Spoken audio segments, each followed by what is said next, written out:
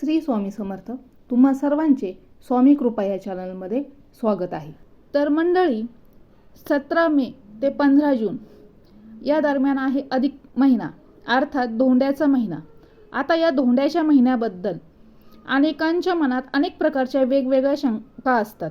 जसं की अधिक महिन्यात कोणती शुभ कार्य केलेली चालतात, कोणती केलेली चालत नाही, किंवा अधिक महिन्यामध्ये वाढदिवस आला, श्राद्ध आलं तर काय करायचं, नक्की कोणते व्रत वैकल्य अधिक महिन्यात करावे, कोणती कामं अशी आहेत जी अधिक महिन्यात अजिबात करू नये.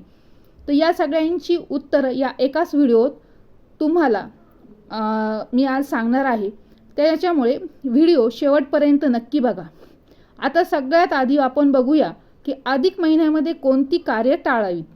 तर सगळी शुभ कार्य जी आहेत ती या महिन्यामध्ये टाळावी. म्हणजे गृहप्रवेश असेल, वास्तुशांती असेल, किंवा लग्न, उपनयन, संस्कार, मुंज ज्याला म्हटलं म्हणजे असं म्हटलं जातं ते अधिक मासामध्ये करू नये.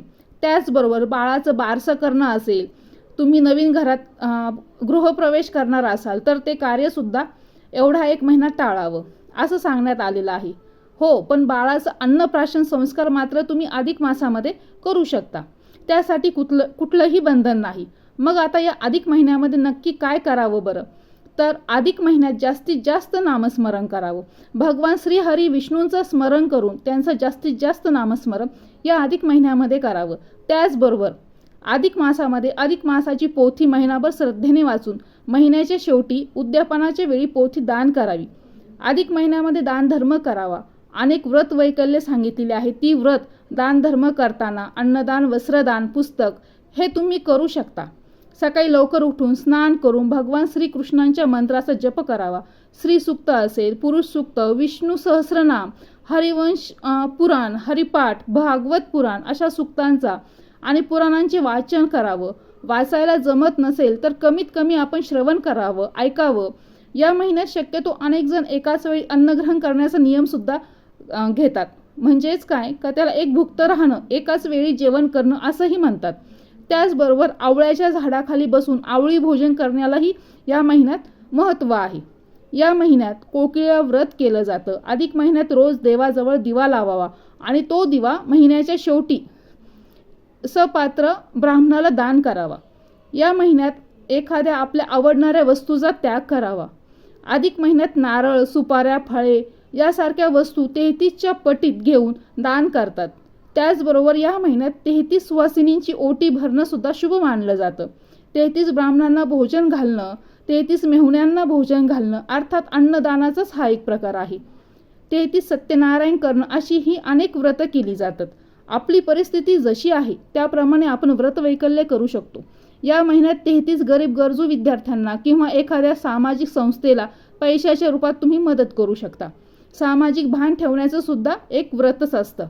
अधिक महिन्यामध्ये केला जाणारा मुख्य कार्यक्रम म्हणजे लेक जावयाला आमंत्रण दिलं जातं आणि लक्ष्मीनारायण म्हणून त्यांना वाण दिलं जातं. त्यांचा आदर सत्कार केला जातो.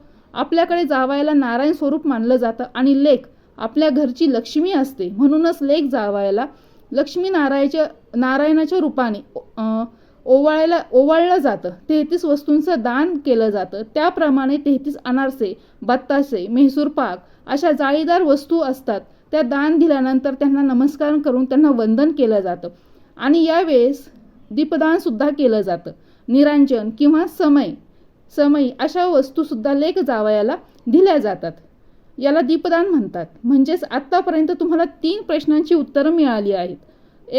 एक तर कोणती कार्य करू नयेत ते कळलं, आणि दुसरं म्हणजे कुठली कार्य करावी हे कळलं. आता कुठल्या प्रकारच्या साधना, उपासना कराव्या ते आपण पाहिलं. आणि तिसरी गोष्ट म्हणजे लेक जावयाला लक्ष्मीनारायणाच्या रूपानं पूजन, ही एक गोष्ट आपण आता पाहिली. आणखी कुठल्या गोष्टी आहे ज्या अधिक मासामध्ये कराव्या? तर तीर्थस्नान करावं. त्याचबरोबर मी आत्ताच म्हटलं तर दीपदान तर आहेच, पण अखंड दिवा तुम्ही देवापुढे लावू शकता. लक्ष्मी प्राप्तीसाठी हा उपाय अत्यंत प्रभावी ठरतो. तसेच या महिन्यात तांबूळदान करणं सुद्धा या महिन्यामध्ये सौभाग्य प्राप्ती करून देणारं ठरतं.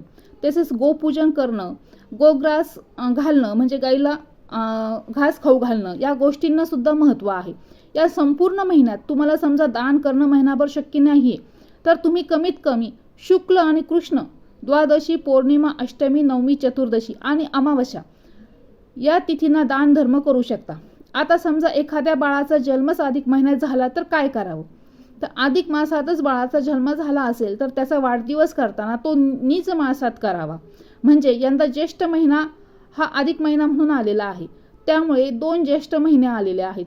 एक म्हणजे अधिकाचा ज्येष्ठ महिना आणि दुसरा म्हणजे नीज ज्येष्ठ, म्हणजे जो दरवर्षी येतो तो नीज ज्येष्ठ आलेला आहे.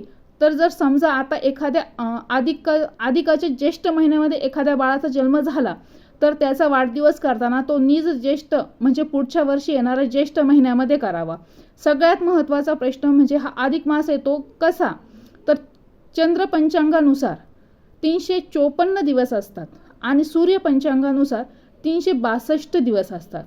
त्यामुळे दरवर्षी काय होतं, सुमारे 11 दिवसांचा फरक या दोन्ही पंचांगामध्ये पडतो आणि ज्योतिषशास्त्राच्या गणनेनुसार 32 महिने आणि 16 दिवसांनी हा फरक जवळपास 1 महिन्या एवढा होतो. हा वेळेचा ताळमेळ साधण्यासाठी पंचांगणात एक अतिरिक्त महिना जोडला जातो. त्याला आपण अधिक मास, मलमास, पुरुषोत्तम मास किंवा धोंड्याचा महिना असंही म्हणतो. या संपूर्ण महिन्यामध्ये भगवान श्री हरी विष्णू, भगवान श्री कृष्ण यांची पूजा केली जाते. तर अशा आहे अधिक मासाशी संदर्भात असणाऱ्या तुमच्या सगळ्या शंकांचे निरसन करण्यात आलं आहे. पण तरी देखील तुमच्या मनात काही शंका असेल तर कमेंट बॉक्समध्ये ती नक्की लिहा. तुमच्या शंकांचे उत्तर देण्याचा प्रयत्न नक्कीच मी करेल. तर तसेच स्वामी कृपा या चॅनलला सबस्क्राईब करा आणि व्हिडिओला लाईक करत जा, म्हणजे माझे जुने व्हिडिओसुद्धा आणि नवीन येणारे व्हिडिओसुद्धा तुम्हाला दिसत जातील. आणि बेल आयकॉनवर सुद्धा क्लिक करा, म्हणजे आमच्या नवनवीन व्हिडिओचं नोटिफिकेशन तुम्हाला मिळत राहील. तसेच योग्य आध्यात्मिक मार्गदर्शनासाठी तुम्ही स्वामी कृपा या चॅनलला फॉलो नक्की करा. श्री स्वामी समर्थ.